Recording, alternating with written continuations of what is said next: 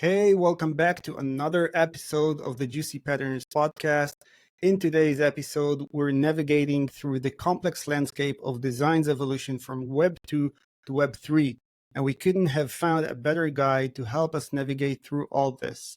Joining us is none other than Nicole Lazzaro, a legend in the gaming and design world, founder and president of XEO Design Inc. Her work has not just shaped but transformed the way we play and interact with digital spaces. She's got over 30 years of being a pro in player experience design, leading the charge in making our digital experiences super immersive, engaging, and just plain fun. Nicole has been recognized by Fast Company as one of the 100 most influential women in high tech, quoted in the New York Times, and voted by Gamma Sutra as one of the top 20 women working in video games. From speaking at the US State Department to being cited by the likes of Wired and CNN, she's truly redefined what we consider fun in the digital age. I got super lucky and ended up in one of Nicole's design workshops back in 2015. It totally changed the game for me. Nicole's approach to design, focusing the player experience and mixing in the narrative with gameplay was mind-blowing. Today, we're here to pick her brain on what the shift from Web 2 to Web 3 means for us as designers. How do we adapt? What challenges will we face? And more importantly, what new frontiers of creativity and innovation will this shift open for us? Nicole has worked with giants like EA, Ubisoft, and Disney, bringing to life franchises that have touched the lives of billion players. And now she's here to share her insights with us. Nicole, it's an absolute honor to have you join us today. Awesome. Awesome to be here, Omer. Thank you very much for inviting me. I'm looking forward to this. So I'm curious to know, how did you start interacting with emotions and action? How did you figure out that this is the right thing for you?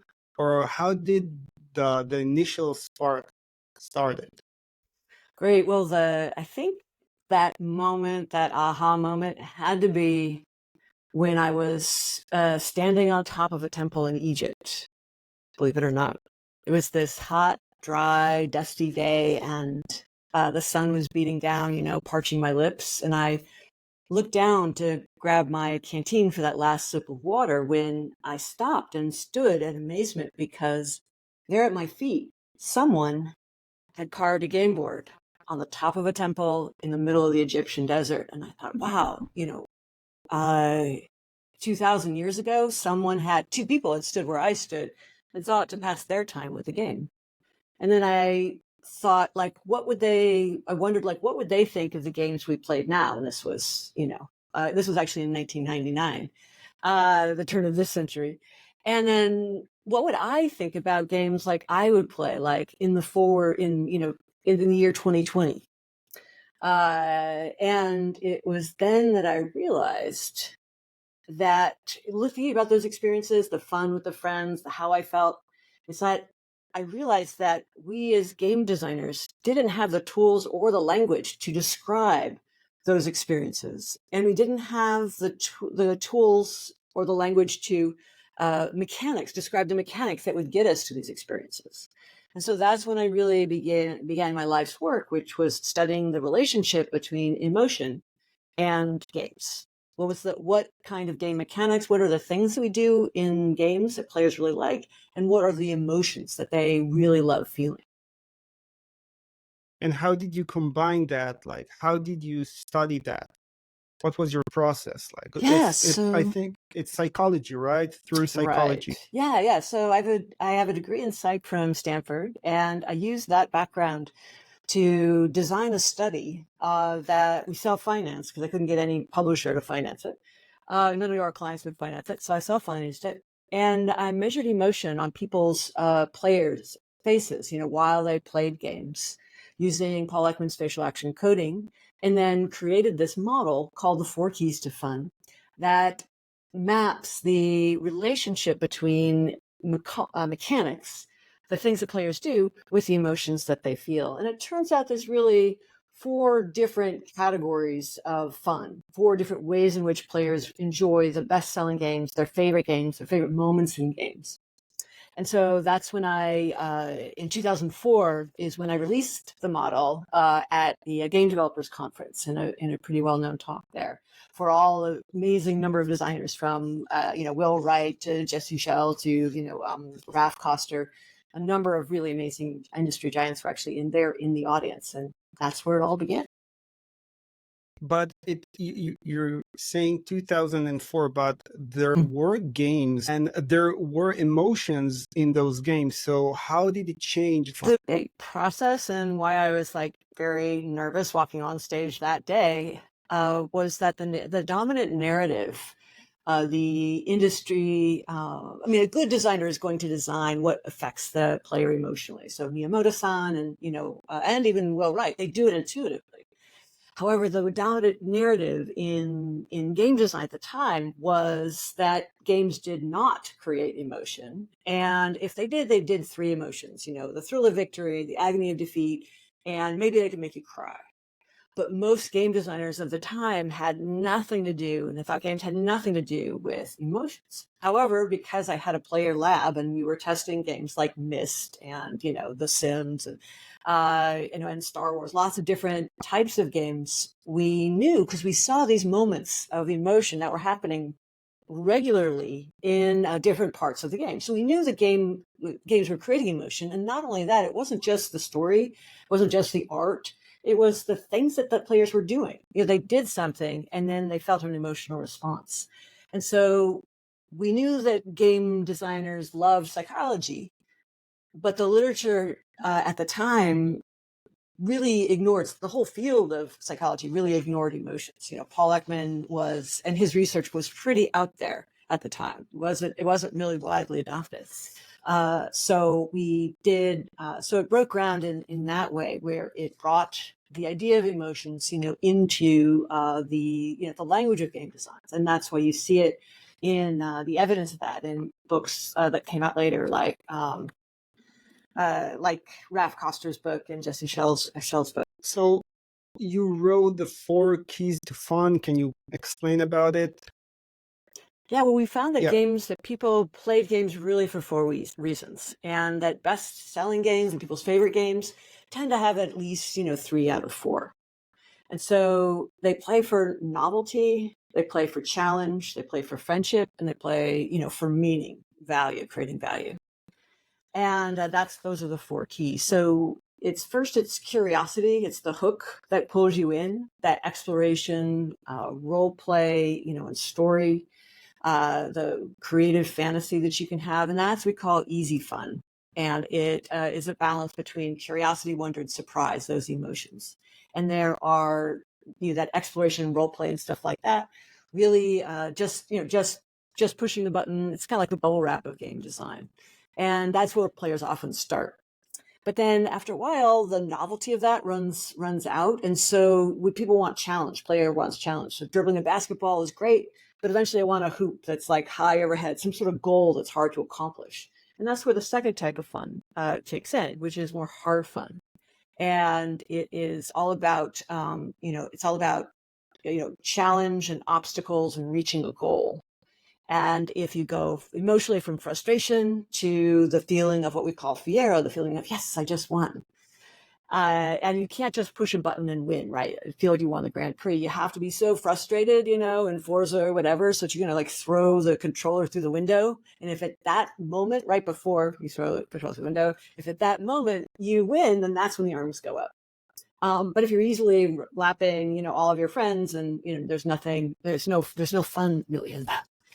So it's that balance of failure, of being able to, it's making failure fun. That's actually a really good Will Wright quote. And it is that frustration pushing your psychology to that point. And then when you win, you're really good.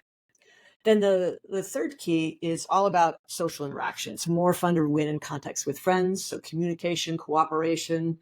We're seeing a lot in the XR space now that the social XR experiences are getting the most use, and it's not surprising. And it's all about, laughter is a really good emotion to measure because it's really obvious. And when people are laughing together, they are social bonding. So it's all about creating that feeling of social bonds. And it is the it can be nachas, it can be schadenfreude, it can be all kinds of different emotions. In fact, there's more emotion in people fun than the other three combined. Then lastly, we have, after people fun, we have the serious fun, which is the ability of a game to create value or meaning for the player.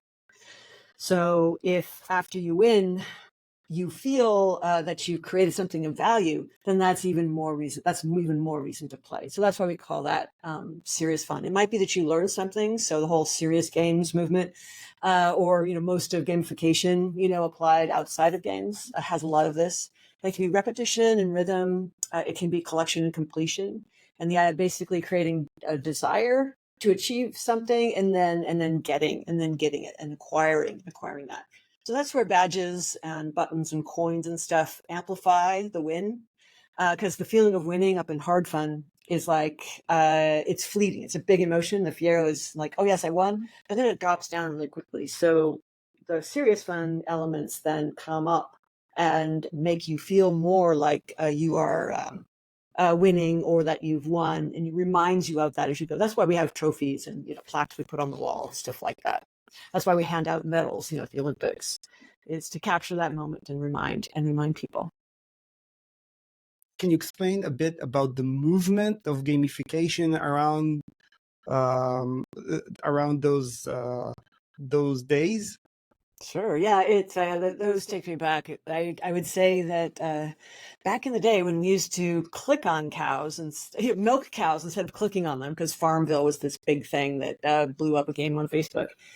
But back in the day when Oh, we I actually remember milked, that. when we milked real cows, the engagement was baked into the work that we did. So instead of like on a mouse, whatever, but you would you could milk the cow, you could pet and care for the animals, you could see the progress of the pail filling with milk, and then you could like carry the heavy milk pails back to the barn at the end of the day. And that actually touches all four keys. That process in real life touches all the four keys. And so when we boil it down to just clicking, you want to really bring in more of the psychology. So the human being behind the mouse is feeling more fulfilled. And I think that was true in 2011. And then it's still true today. I think we as designers need to do a lot more thinking about how to make the systems that we design fulfilling, connect people, make people feel connected to people instead of isolated, make them feel like they're accomplishing more, and strive more, and can study better, and increase attention mechanics as opposed to deplete attention mechanics.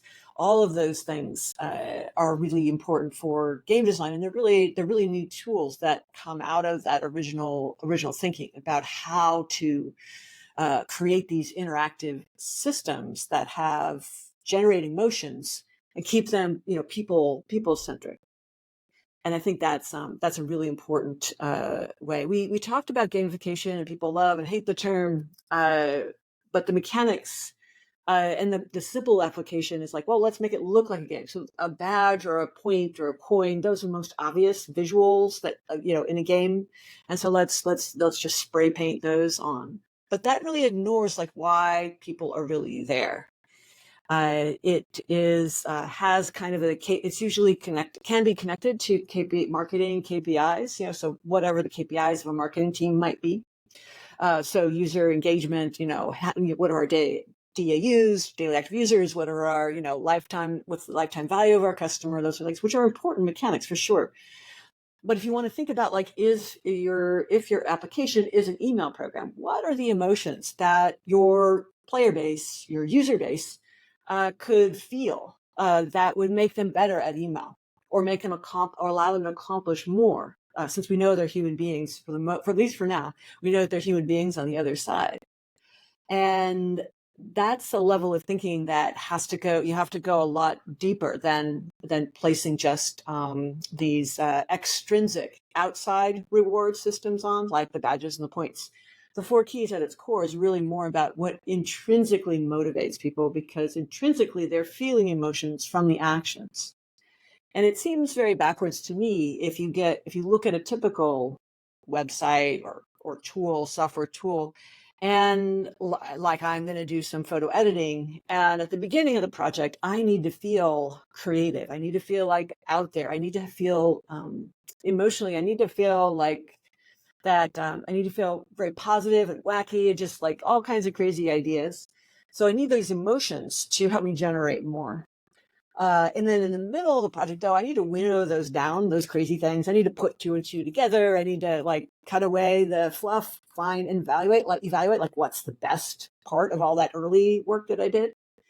And then I need to get feedback from social feedback from other people. And then at the end, I need that deadline or whatever to, okay, now it's almost a very negative emotion so that I get in there and I really narrow it down and I make that deadline. So the emotions at the start, the emotions in the middle, the social interaction, the emotions at the end are all very different. They have what we call a different emotion profile. And so since the emotions are different, the emotion architecture underneath it needs to be different so that that emotion architecture will generate those different emotions. But most tools now offer me the same user interface, at the beginning, at the middle, and at the end. And that makes them not as, human-centric as it might be. Now, maybe you want to have the ability to adjust as the user. Well, I need to be more social, so I'm going to expose this part of the UI, and then I'll be more, social interaction, and then I'm going to feel more, Nachas and Cavell and, all these fun things, or more wacky at the beginning. But right now, it's just the same interface all the way through. And real gamification is going to take into that. Real emotion design for software is going to take into account where you are in the process and what are the emotions that you need to feel. Kind of like Google, they do those doodles, and some of them are major events, but some of them are little, are like, what is that? Creates curiosity, curiosity. And the curiosity is a perfect emotion, because it goes hand in hand with research. When you're researching something online, you want to feel curious so that curiosity helps support the effort which you're doing as a researcher. So each kind of activity has very different emotions, because emotion and cognition they go hand in hand on the psychology side. Does it change between cultures? Because it's very different how people from different cultures react to specific things. It's like a joke, you're supposed to create an emotion event and people understand that in a completely different way. So first of all, how do you plan for a specific emotion? Are you planning for a specific culture, or if you're like designing a game that will go globally, what is the process for that? And another thing that I wanted to ask you before that is, how do you plan for emotions? How do you mix user needs and, let's say, pains, for example, because everything starts from a pain and what they want to achieve. What they want to achieve, it's gamification. I'm a bit I don't know if to call it gamification, because it feels like very a bit flat to call something to gamify something. But how do you? The first question is, how do you point? What is the direction that you take the design towards a specific culture, if there is such? And the second thing, how do you plan do you have like a specific method to mix pains and jobs to be done, the specific functionalities that people need to achieve with their emotions? Am I good? Yeah. Yeah, so I think, well, what I did at the very, very start, because I've grown up in many cultures. My family moved around a lot. They were in the service, and so I was in the Middle East, I was in the Midwest, all kinds of different places, and I traveled to, Japan and China and India, Turkey, Egypt, lots of places. And so what I did at the beginning is, in designing the initial experiment, is I wanted to go after universal emotions. So emotions that anyone would recognize, which is why I started with Paul Ekman's facial action coding, because those 6 or 7, there's some debate about how many, his primary emotions have expanded a bit over the years. And then I took some from developmental psychology, because you see in babies curiosity, for example. So I use that. These are all emotions that universally everyone from New York City to Paris to Papua New Guinea can recognize in a photo of someone's face. And so those are the ones that I'm the most interested in, and have done the most research on, and the most, and the most designing and advising on, because they are universal, and they're connected with different processes in the body. Surprise. You raise your eyebrows, you open your eyes, your nasal cavity and your mouth open, so those cavities open, all to allow you to it opens your senses. So all of those biology, all of our sensors, in the human, face here, they're opened. And so the motion surprise universally does this. That's not to say that there are not cultural differences. I also did gender, I did gender, both genders for the original players that we looked at. There are emotions that are dominant and really part of the culture and valued more in the culture. So, Japan can be, kawaii is super important. It's the land of cute. Whereas in Sweden, they say that skoldiglädje is the best emotion. So Schadenfreude in Sweden, in Swedish. It's the feeling of a good feeling when you see a rival, take a misstep or something like that. So the meaning of an emotion can be different. So someone from Northern Europe might like Schadenfreude more than someone from Japan, and cute might switch the other way. But the process by which you get there is, at the base, is biological and universal. There's a cultural modifier on top of that you have to be aware of. And then on top of the cultural modifier, there's also individual modifiers. So some people will just raise their eyebrows all the time. That's not because they're surprised all the time, but just because they do that. In Asia, people who aren't trained to present a smile, in working with the West, a lot of business people are trained how to smile. There's a facial mask for emotions there, and that's culturally applied on the upper layers.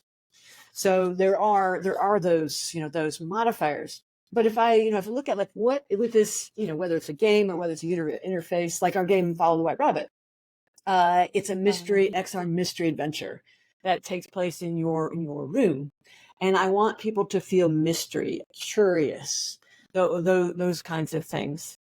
And I want people to be able to feel like they are exploring. And then they go through, they get curious, they find out something, surprise, and then, now they're curious about something else.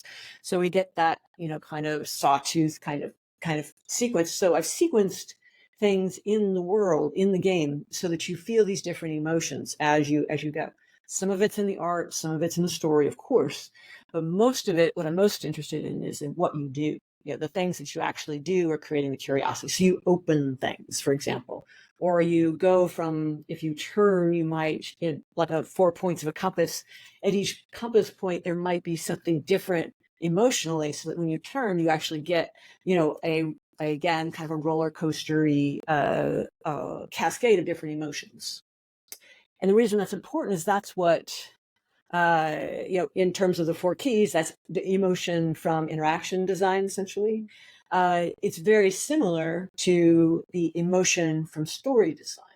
And in fact, narrative design and all of the things that go back to Plato's cave and beyond, even older, Gilgamesh and, that sort of thing, those are all those techniques. So story techniques are all aimed at creating emotion in the audience and engagement in the audience.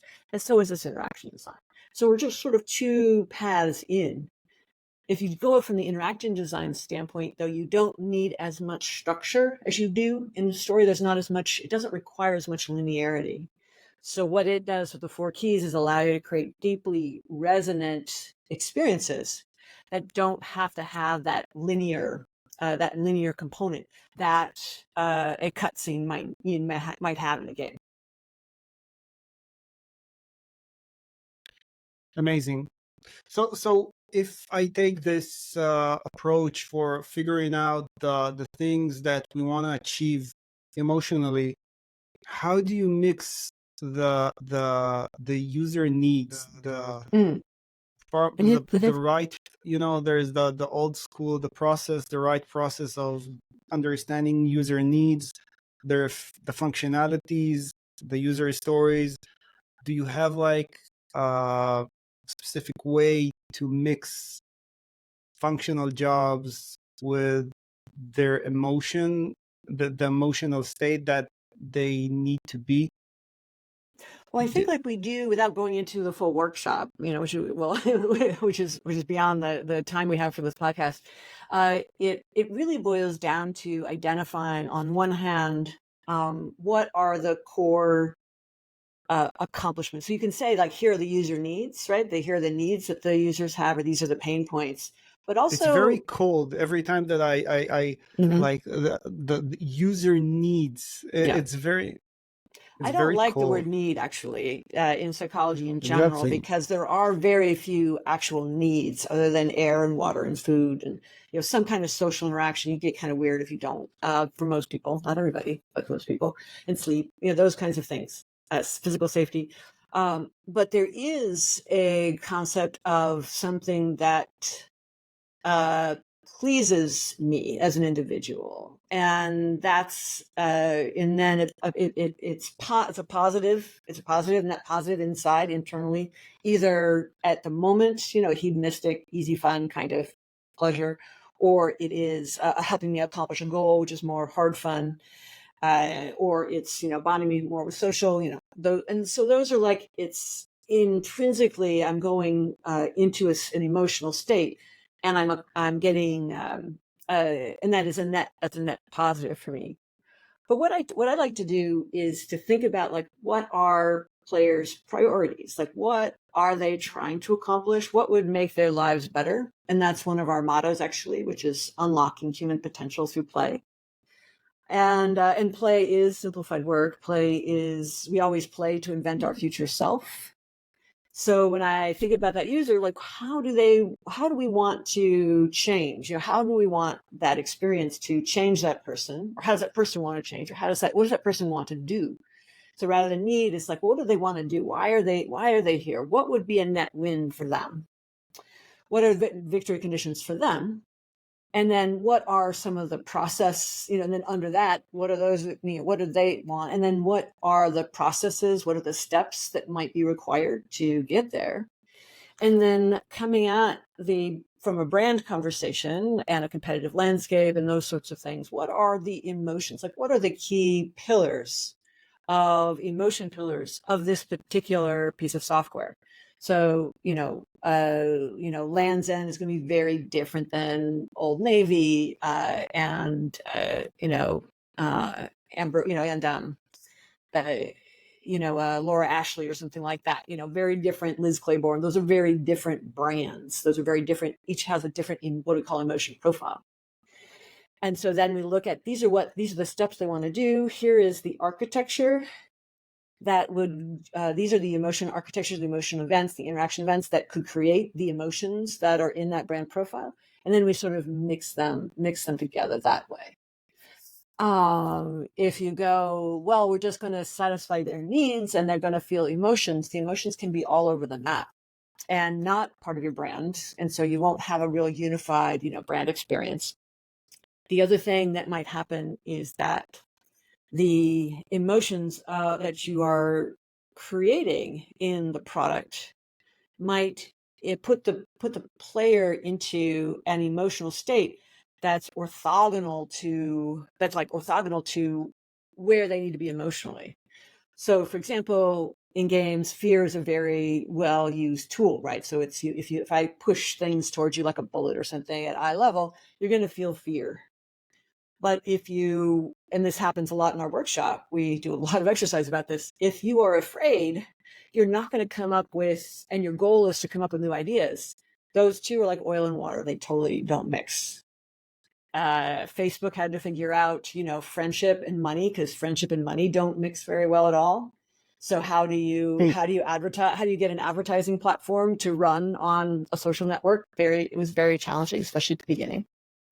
And so that can be another kind of mistake that people make. Wow, that's inspiring, because it reminds me the right approach that I need to take with everything that I do. It's not looking at things in a cold way and strategic right way, but to think about people behind the pains and the needs and all those cold words. Okay, yeah, I was thinking about, like I mentioned, one researcher, Paul Ekman, who's amazing. He has a book called Emotions Revealed. A second book is called Descartes' Error by Antonio Damasio, which was another highly influential book when I started the research. And it is that Descartes' error was that his essence was that we have a cognitive rational brain, Descartesian, Cartesian coordinates, and all kinds of good stuff there, which is good for science, very objective.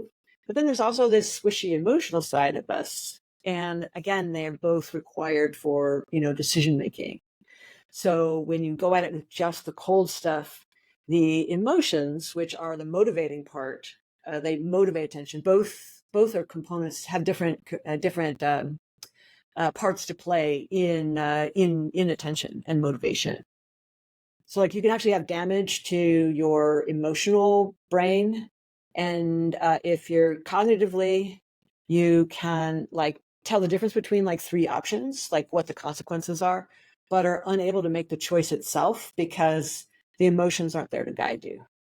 So that's why it's super important to not just language hot or cold, but it's important to say like what you really look at that language, the language that you're using, and really look at those emotions and wrap those into the process. And that's what best designers do intuitively.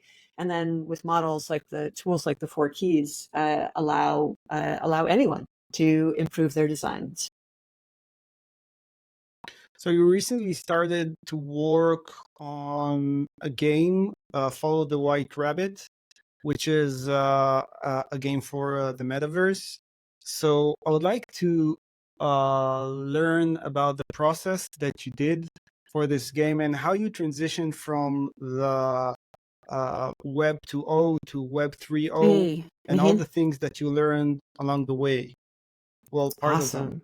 Yeah. So our game, as I mentioned earlier, is Follow the White Rabbit.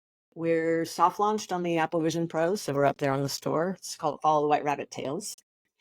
And it's about a magician whose magic one day suddenly works and the rabbit disappears wearing a diamond bracelet. So now everyone wants to follow the White Rabbit. And so it's a series of escape rooms around the world based on all of the different cities that I lived in when I was a kid. So before I went to that temple in Egypt, I had lived in a number of different countries. And so the initial process was like, if you think about what XR is that, so virtual reality, augmented reality, whatever you want to call it, metaverse, spatial computing, it really is about Wonderland. And, I had grown up in Wonderland, right? Riding camels, exploring fire temples, climbing pyramids as a little kid. And I want to go back and feel those emotions, that full body, especially that full body wonder I had as a kid. And then be able to share it with my friends.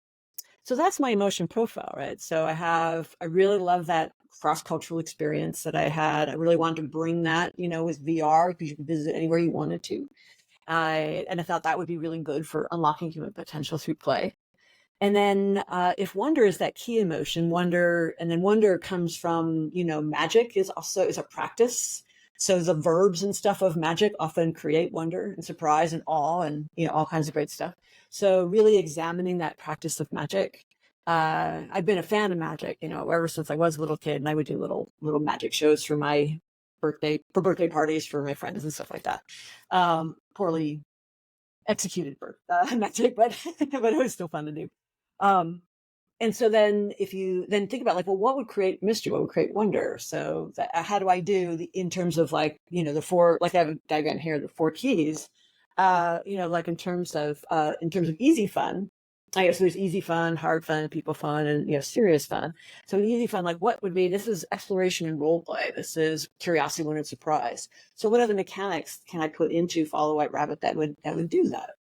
And then then having goals, so that's where the puzzles come in the room, in the escape rooms that we're designing, and making multiplayer for people fun, and then making sure that you feel really good. So there are moments in the game, for example, like you overturn a teapot and it just suspends in the air, and it just spins, and you can just sit there and look at it.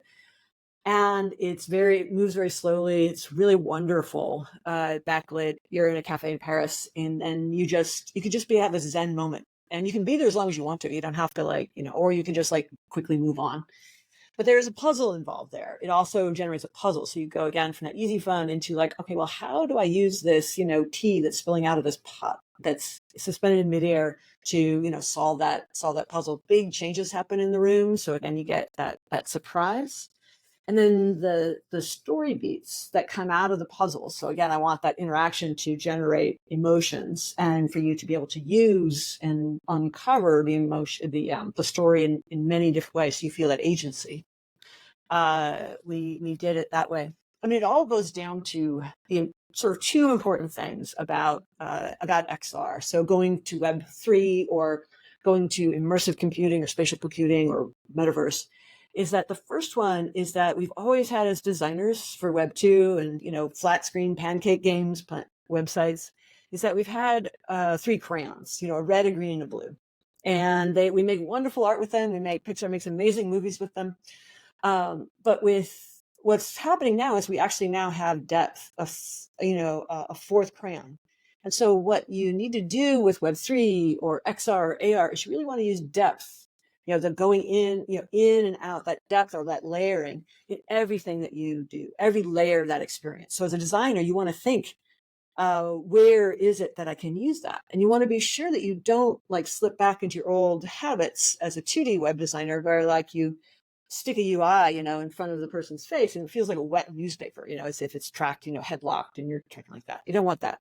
So that's the second point, is that you, in addition to be sure you use depth, you really want to transition. You're going to need to learn a new practice of design.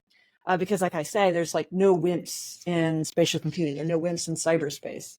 And by that, I mean, there are no windows, there are no icons, there are no mice, there are no pointers, and there's no solo play. All of these are great for 2D design, interactive 2D design, which we've been doing for, 50 years or 100, not quite 100 years, but quite a while I forget when the Xerox Star was anyway. But they, all of that language then has to be replaced by something else. So instead of windows of content, we want worlds to explore. We want to be able to interact objects, not with icons and mice and pointers, surrogates. We want to be that avatar, right? Our avatar is me, and I'm the 3D cursor, and I'm interacting with with my hands, interacting directly with my hands. I'm acting with objects, and have an avatar. And then of course I'm, inviting all of my friends. So instead of wimps, we kind of want to be like Neo in the Matrix, which is we want to go whoa, right? So we want, WHOAS, we want windows, hands, object interaction, avatars, and social play. And the audio is super important as well. We really want to be sure that we have voice interaction and at least spatialized audio, because otherwise it won't feel immersive without that. And I guess probably the third point is we want to be sure to keep it people-centric, because it is just like we do, user interface design or human factors design. It in the next generation of integrating objects into our worlds, whether it is a completely virtual one or one where we can see the world around us. is we want to be sure that it is designed so that people accomplish their goals because they will feel emotionally for that. And they will be able to, tell their friends. And so it's a very positive cycle, as opposed to a more oppressive view of a future where it is, mind control, and it's trying to, eliminate jobs and all of that stuff, with where AI might go. So bringing up AI, I think that it's really important, again, to keep it people centric. So the 3D design and AI design, really, these all have to be tools for humans to use. So AI really is a tool for humans to use. And we'll be able to integrate AI in every level of our process. We've been trying it out with Follow White Rabbit. But it is the user, the human still needs to feel in control. At least that's our design philosophy here. So what would you suggest to new designers that just starting their design journey and they're asking themselves if they want to design for the Web 2 or Web 3, how would you suggest to start their journey? Awesome. Well, I think the first step for just design in general in tech is read a lot of science fiction, because that's what I did when I was growing up. But I read like the entire science fiction section of the St. Louis Public Library, I like to say. And because that gives you the ability to think about the future, to think about worlds that don't exist right now. And that's true whether it's the abundance in Star Trek, for example. There's no money, or it is Snow Crash, or his other book, Diamond Age, which I think is which is actually a much better view of where we could be. It's about the young ladies illustrated primer. It's a book, a nanotech book that creates these games that educate a young girl, and the inventor makes a copy. One goes to a nobleman, and one falls out of his possession into a street urchin. And so the story follows both of these women as they play these games that are very much like what we would think about a metaverse being, at least for me. But so for specifically though, that's inspiration. And then the next step is to, again, like challenge yourself with that fourth crayon. Like, well, how can I use depth in the design? How can I do the design that has no icons or no mice? No, it's more direct, kind of more direct interaction. And in the prototyping, we use design models, like the 4 keys to talk about the emotion. And then also, though, we use like paper and cardboard and Legos to create 3D models of things. In fact, I've got, Sounds fun. yeah, in fact, I have one. I don't know if I can grab it. I haven't gotten this out in a long time. But this is an early paper prototype for our game Follow White Rabbit. And so there was a black and white version of this too. But here you can see it's kind of a concept sketch, and you can see literally it's, I've taped together a bunch of pieces of paper. And what I did, this is the early prototype, is, and then I folded it like this. So it's kind of like a follow Doderi kind of thing. And then I stuck my head inside and I looked around, right? And so I basically looked around, and then I repositioned things, as I turned around, right? And that was like no Unity, no Blender, no Maya, no no Unreal. That was just paper and a little bit of Photoshop. That was an early concept from the first artist on the project, Brandon Jones, and that helped a lot. I put in like folders. I paper clipped 4 file folders to make a box shape, and then put that circle inside it, and then put it on the edge of a table, and then like had my head underneath the table, and then or by side table, and then moved it like this, and then stuck my head up. Or I stuck my phone in and recorded video just to see how that looks. So those kinds of prototyping really help for designing, thinking about 3 space. Because a lot of 2D design doesn't recognize the depth in the scene, and then a lot of 3D design, even for 3D pancake games, they don't they do a lot of cheats, right? That background is just a skybox, and there's actually no backside to that desk. It's just a front. Whereas, if your player is going to be able to walk around, then you want that to be interesting. Puzzles often are 2D. I see a lot of VR stuff where it could have just been a mobile game. There's no real use of the depth. So think of really amazing games like Monument Valley. Not only do they use depths, but they are each little, you have to get basically the character from point A to point B. And not only is it like a 3D navigation on the iPad, very simple, but it's Escher-esque, right? So sometimes if you look at it, the stairs are up, and then sometimes the stairs are down. It's the same, your mind does this flip back and forth. So those they did I forget what it was called on Quest, but they did a VR version of a new game. But those kinds of thinking about depths in a new way is super important for going on to Web3. Amazing stuff. So thank you very much for this conversation. Again, super inspiring. I really love chatting with you. It's always inspirational, and I have things to think about for tomorrow. How I convince my managers to start thinking about emotions instead about KPIs and OKRs and all that kind of new, stuff. Yeah, it's new. It's basically it's new KPIs, right? And it's new OKRs. So, how do we put new emotions into that? So I think that can help. It's so important, but I don't think that they will take it seriously, not because they're not serious people. It's because they don't understand the fundamental aspect of it, they don't about how understand the fun important. and the fundamentals. That's for sure. Exactly. And I just talked with a friend. I talked about the previous episode of the Juicy Patterns podcast. He said that he's a very successful musician, like globally. Yeah. And he said that everything should be fun. Everything that you do in life should be fun.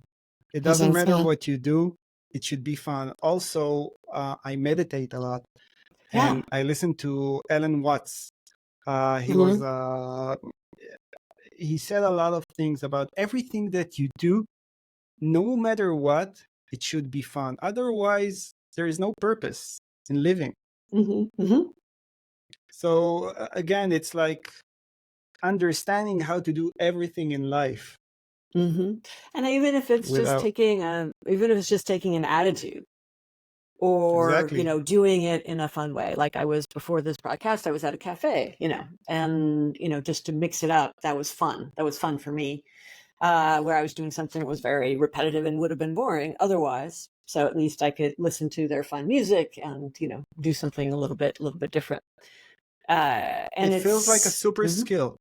It feels like the super skill that everyone needs and don't know they need it. Emotion intelligence and emotion design of your own life is super important, because with depression and isolation, feelings of that, at epidemic levels, a lot of that could be addressed, not all, but a lot of it could be addressed with better emotion design. You go into the average workplace, of course, now everyone's why do people work from home? It's because you go to the average workplace, and it's like, if that was a humane society, if that was a zoo, the humane society would shut it down, because it's the office.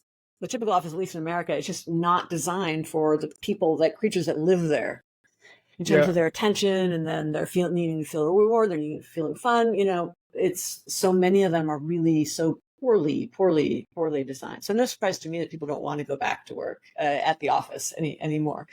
Hopefully, though, we can get whatever we do is hopefully that our new work processes coming out are going to be much more human-centric, people-centered, and give us superpowers. Because not only can it be more fun, it can actually give you superpowers. Again, like thinking about generating curiosity if you're a web search engine.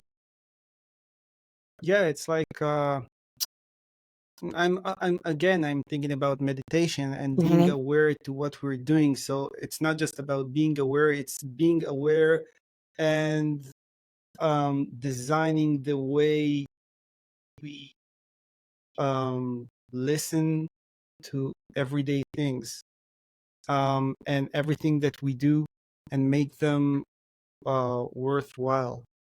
Awareness is the first step, right? It's the first step. And then the action that you take with that awareness, with that intention, the intention for your attention, right? Those things, that's the key. That's the key to take it to that, your mindfulness practice, whatever. That's how to apply it It's not practically. easy. Mm. It's not easy. I'm doing 2 sessions a day. Each session is around 15 minutes. And I feel that after each session, I have a period of time around an hour that I'm super aware to everything that I do. And I'm feeling that I'm much stronger in life because I'm very aware. Mhm. And as time, as the day goes on, I feel that I get into all the routine stuff and I need to, I need to, to to say to myself, wait, like you need to be aware again. Right. Yes. So it's being aware and not And judgmental. there are billions of dollars being poured into systems to get people into non-aware states. And I'm talking about social media and other things, right? And so you're just like these attention sieves, right? They're just like sucking all, so you're doing these things, right? So this interaction is changing the emotions and the chemicals in your brain and even the structure of your brain. To get you to KPI, to get you to be there, be on that social side or that video side or that whatever longer, or that, and it's not helping you accomplish those goals. So having those, like I have a technology break over the weekend. I mean, I choose very specifically what what I allow myself to do, and just so that I can settle. And then it's kind of a weekly cleanse, if you will. That really helps my attention and mindfulness so that I am doing things that I want to do so that I accomplish my goals, not what, some platform that I happen to be on, what their goals are for me. Yeah, I totally agree. There's a whole other talk about mental agency and the importance of getting, the importance of mental agency and being and protecting that, not only privacy, but being able to protect our mental agency, because these platforms can actually, choose your friends. They can generate specific emotions to get you to queue up to an action. They can, do what choose what you think about, even depending on how often you use them. So I think it's really important to be aware of that too. So thank you again, and I really enjoyed talking with you. It's always a Likewise. pleasure. And for our listeners and our viewers, thank you for your time, and I hope you enjoy this conversation and that it was insightful for you as it was for me. And thank you, Nicole, again. And I'll see you next time in the Juicy Patterns podcast. Thank you so much. Thank you so much. It's been a pleasure to be here.